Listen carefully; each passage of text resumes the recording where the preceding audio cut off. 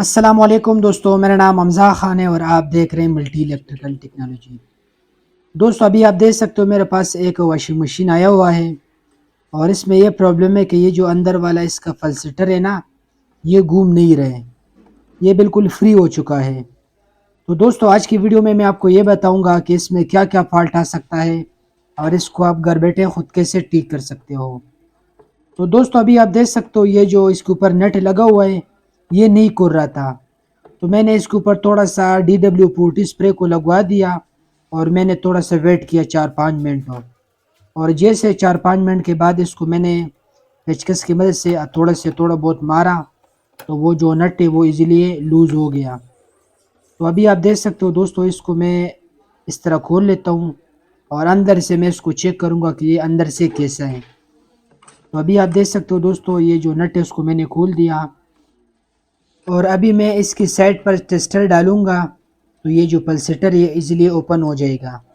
अच्छा दोस्तों, ज़्यादातर इसकी सेंटर में ना यहाँ पर चूड़ी टाइट होता है, लेकिन ये जो पल्सेटर है ये ख़राब हो चुका है, जो इसकी जो चूड़ी है ना वो बिल्कुल ख़त्म हो चुके हैं। तो दोस्तों अभी आप देख सकते हो इसका जो रूटर है ना, रूटर ये भी बिल्कुल फारिग हो चुका है और यहाँ पर आप देख सकते हो दोस्तों ये बिल्कुल गल चुका है। तो अभी हम इसको चेंज करेंगे तो हमारा जो मसला है वो हल हो जाएगा। तो इसको अभी हमने कैसे चेंज करना है, तो चलो मैं आपको बताता हूँ। तो दोस्तों अभी मैं मशीन को उल्टा कर लेता हूँ और इसको मैं नीचे की साइड से खोलूँगा। यहाँ पर आप देख सकते हो मशीन को मैंने उल्टा कर दिया और मशीन को मैं बिल्कुल सीधा कर लेता हूँ। तो मैं मशीन के नीचे कोई ईंट वगैरह रख लेता हूँ ताकि मशीन थोड़ा बहुत उठा हुआ हो और हमें काम करने में आसानी हो। यहाँ पर आप देख सकते हो दोस्तों, नीचे मैंने ईंट रख दिया और अभी मशीन को मैंने थोड़ा बहुत ऊपर कर दिया। तो सबसे पहले मैं इसका जो बेल्ट है उसको उतार लेता हूँ। ये आप देख सकते हो दोस्तों, बेल्ट को मैंने उतार दिया और अब हम इस पुली को भी उतार लेते हैं। तो अभी आप देख सकते हो दोस्तों, ये जो पुली है ना, पुली इसके ऊपर ये आप देख सकते हो ये दरार आए हुए हैं। तो जब हमारा ये पुली खुल जाएगा तो तब इसकी जो सेंटर में नट वगैरह है ना, इसको हम इजीली खोल सकते हैं। तो अभी आप देख सकते हो दोस्तों, ये 4 कबले लगे हैं, इसको हम तब खोलेंगे जब हमारा ये पुली उतर जाए। अच्छा दोस्तों, सबसे पहले मैं कोशिश करूँगा कि इस पुली को मैं वैसे खोल लूँ तो अच्छा होगा, क्योंकि इसके अंदर दरार आए हुए हैं और मुश्किल है कि ये खुल जाए। लेकिन मैं ट्राई करूँगा कि ये ईज़िली खुल जाएगा तो आसानी होगा हमें।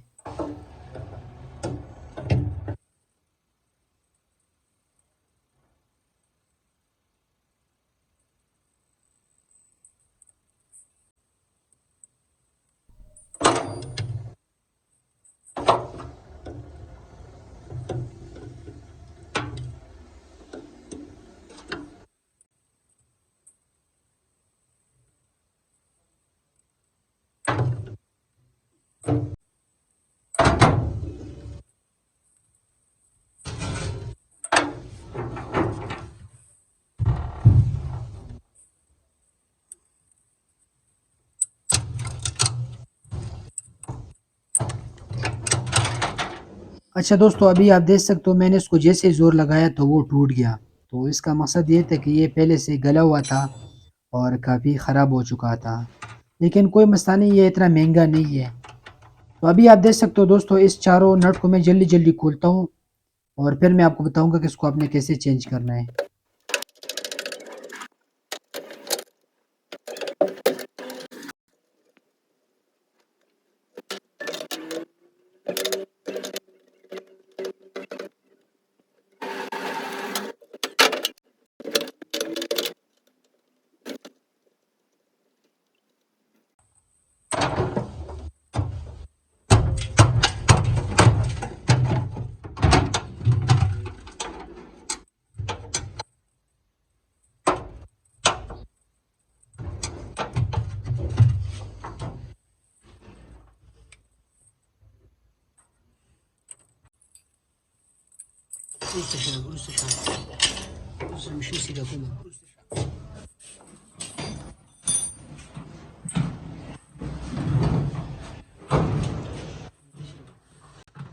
अच्छा दोस्तों, अभी आप देख सकते हो इसको मैंने खोल दिया और ये अंदर से बिल्कुल फारिग हो चुका है। ये आप देख सकते हो दोस्तों, ये बिल्कुल गल चुका है। तो अभी मैं नया परचेज़ करूँगा और मैं इसको इस मशीन के अंदर फिट करूँगा। बल्कि इसे फिट करने से पहले मैं इसकी सफाई कर देता हूँ। ये आप देख सकते हो, इसके अंदर काफ़ी गन जो है ना जम चुका है। तो सबसे पहले मैं इसकी सफाई करता हूँ और फिर मैं आपको बताता हूँ कि इसको आपने कैसे फिट करना है।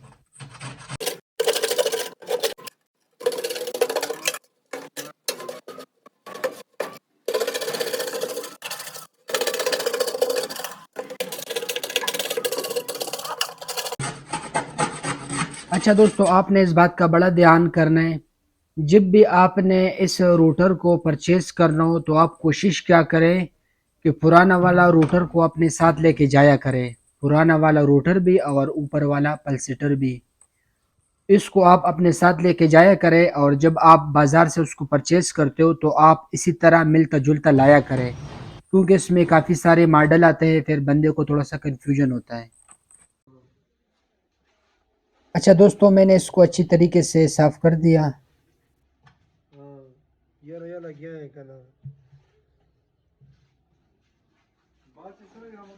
अच्छा दोस्तों, मैंने इसको अच्छी तरीके से साफ़ कर दिया और अभी आप देख सकते हो दोस्तों, ये मैं ले आया हूँ और ये आपको मार्केट से 1800 रुपये का मिल जाता है। ये आप देख सकते हो दोस्तों, ये इसके साथ रूटर भी है और ऊपर वाला पल्सेटर भी है।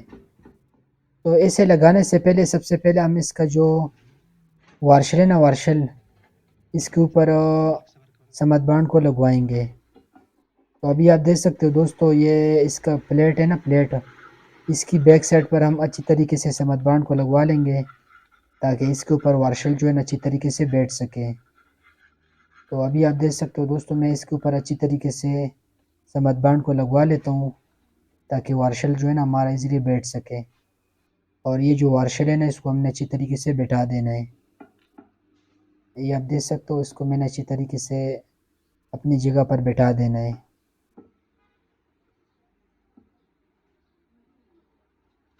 ये आप देख सकते हो दोस्तों, इसको मैंने अच्छी तरीके से बैठा दिया और इसके ऊपर भी मैं समद बांड को लगवा लेता हूँ ताकि ये नीचे जब हमारा टफ में लगेगा तो ये इजीली चिपक जाए।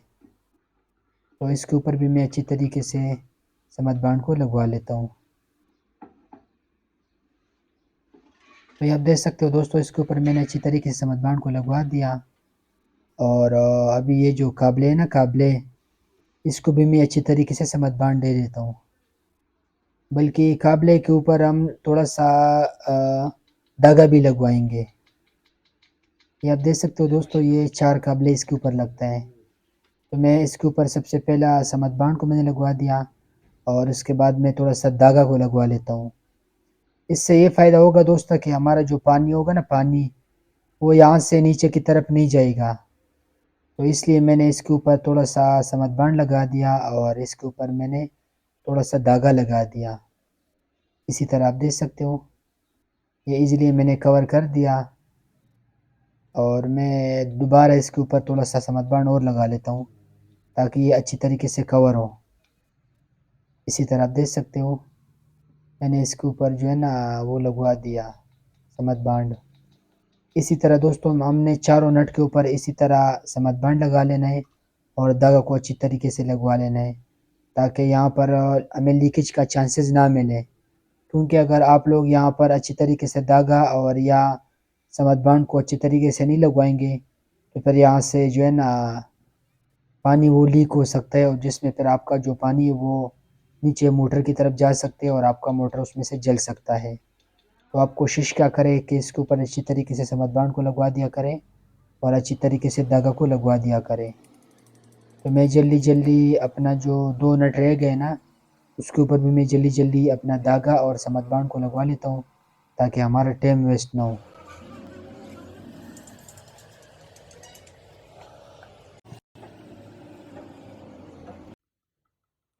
अच्छा दोस्तों, अभी आप देख सकते हो, मैंने इसके ऊपर अच्छे तरीके से समद बांध को लगवा दिया और वाशल के ऊपर भी मैंने थोड़ा सा लगा दिया।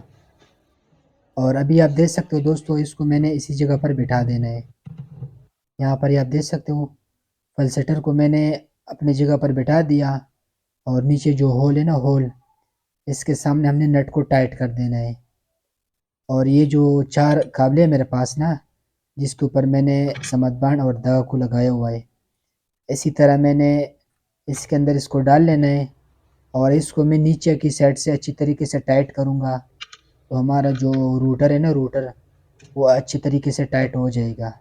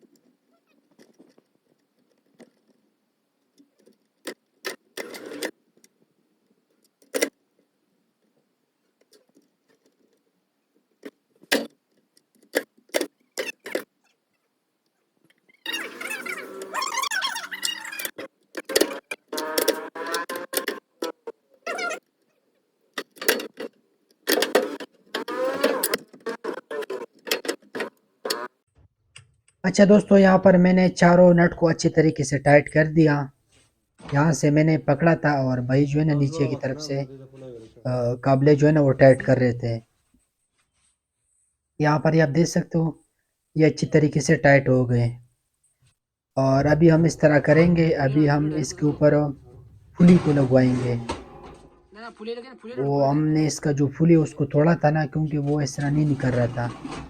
तो अभी मैं इसके ऊपर फुली को लगवा लूँगा, तो हमारा जो मशीन है वो बिल्कुल ओके हो जाएगा। तो अभी आप देख सकते हो दोस्तों, ये जो फुली है ना, ये भी आपको मार्केट से इजीली मिल जाता है।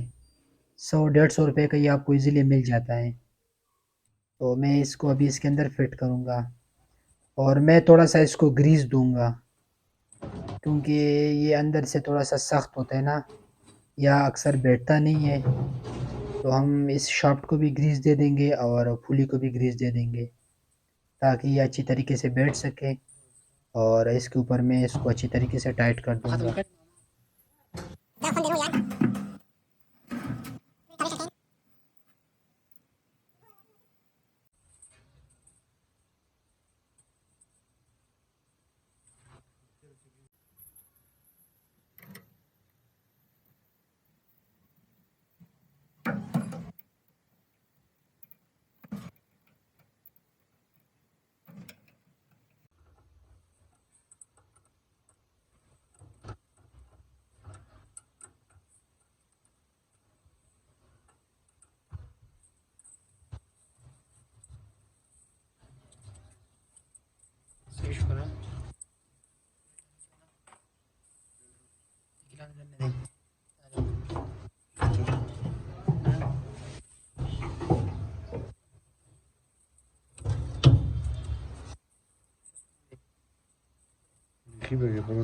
सही है।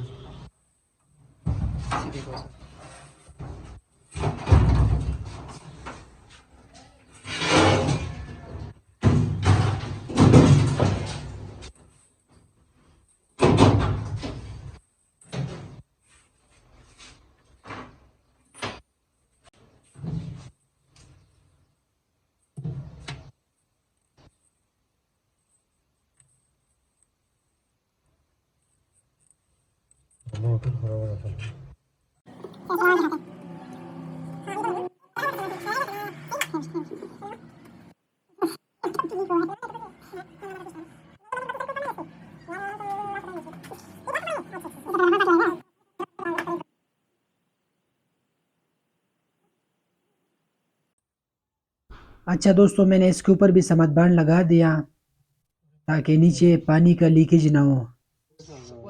और अभी मैं इसको कम से कम 3-4 घंटे वेट करूँगा, क्योंकि 3-4 घंटे के बाद ये अच्छी तरीके से खुश्क हो जाएगा और उसके बाद मैं इसके ऊपर पल्सेटर को लगवाऊँगा। तो अभी आप देख सकते हो दोस्तों, मैंने इसके ऊपर समदबान लगा दिया और अभी ये कच्चा है। तो मैं थोड़ा सा वेट कर देता हूँ और जब ये अच्छी तरीके से खुश्क हो जाएगा 3-4 घंटे के बाद, तो उसके बाद मैं ऊपर वाला जो पल्सेटर है उसको टाइट करूँगा।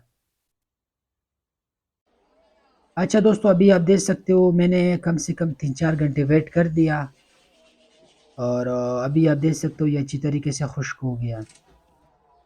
यहाँ पर ये आप देख सकते हो ये अच्छी तरीके से खुश्क हो गया और मतलब अभी हमारा इसमें पानी नहीं जा सकता है क्योंकि ये अच्छी तरीके से खुश्क हो गया। और अभी मैं इसके ऊपर जो ऊपर वाला पल्सेटर है ना, उसको टाइट कर दूँगा। तो ये आप देख सकते हो दोस्तों, ये इसका पल्सेटर है और अभी मैं यहाँ पर इसके अंदर होल करूँगा। यहाँ पर ना सेंटर में यहाँ पर सुराख करके ना इसके ऊपर मैं इसको अच्छी तरीके से टाइट करूँगा। तो इसको आप किसी टेस्टर से या पेचकस से इसके अंदर ईज़िली सुराख को कर सकते हो। और अभी मैं इस तरह करूँगा, मैं इसके ऊपर इस नट को टाइट करूँगा। तो मैं इस नट को अच्छी तरीके से ग्रीस दे देता हूँ ताकि ये इसके ऊपर अच्छी तरीके से टाइट हो जाए।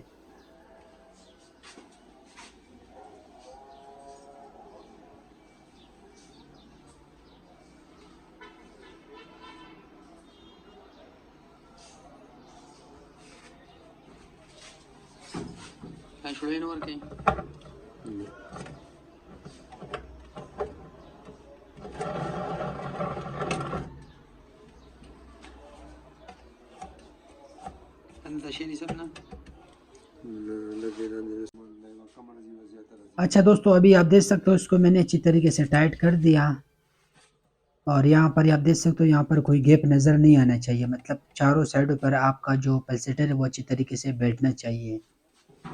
और अभी मैं इस तरह करूँगा, मैं नीचे से इसको पकड़ लेता हूँ और भाई जो है ना ऊपर से इसको अच्छी तरीके से और टाइट कर देगा। तो मैं इसको पकड़ लूँगा और ऊपर से भाई जो है ना वो इसका जो पल्सेटर है वो अच्छी तरीके से इसको पकड़ के ना टाइट करेगा, तो हमारा जो पल्सेटर है वो ज़्यादा अच्छी तरीके से टाइट हो जाएगा। तो अभी वो टाइट कर रहे हैं।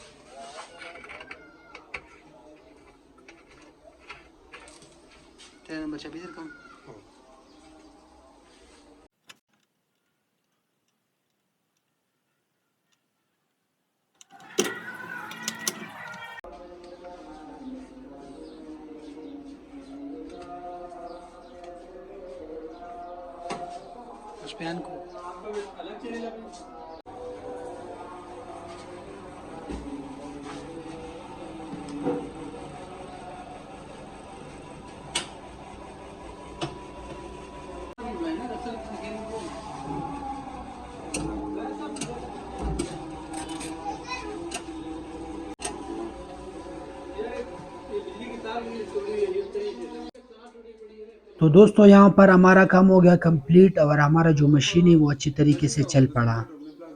तो मुझे उम्मीद है दोस्तों कि यहाँ तक आप लोगों को अच्छी तरीके से समझ में आ गया होगा। अगर वीडियो अच्छी लगे तो वीडियो को ज़रूर लाइक करें और अगर आप लोगों के ज़हन में कोई किस्म का सवाल हो तो आप हमसे कमेंट बॉक्स में पूछ सकते हो। हमजा भाई को दे इजाज़त, दुआ में याद रखिए। अल्लाह हाफिज़।